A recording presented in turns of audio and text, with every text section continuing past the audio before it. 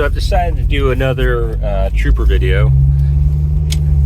This time I've put the transmission in the so-called power drive mode. And this is actually my favorite way to drive this truck. You know, when it's cold, these older trucks with a lot of vacuum lines and such, they can be a little bit, you know, a little bit funny with regard to some occasional idle surges and whatnot.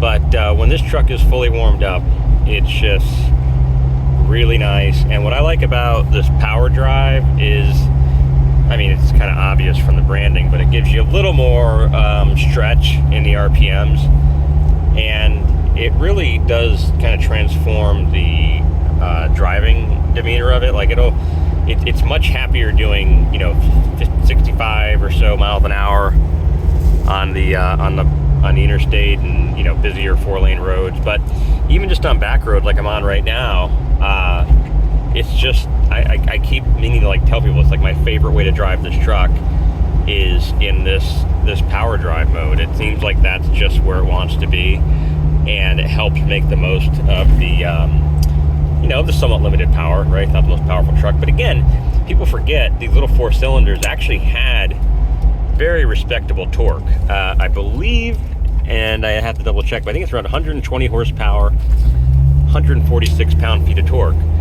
For a 2.6 liter 4-cylinder, that's pretty great, especially in 1989. So while I realized my first video maybe made it seem like the truck was egregiously slow, it's really not.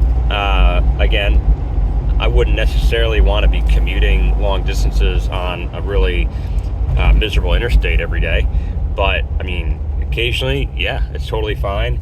And around town, in and out of you know, in urban areas, just a great driver. And you know, not to mention the fact that the short wheelbase helps you park pretty much anywhere. So anyway, just wanted to do a second video kind of showing the driving experience with that power mode engaged. And it's really just, again, a treat to own, treat to drive. I think anyone who buys this will be very happy with it. Thanks.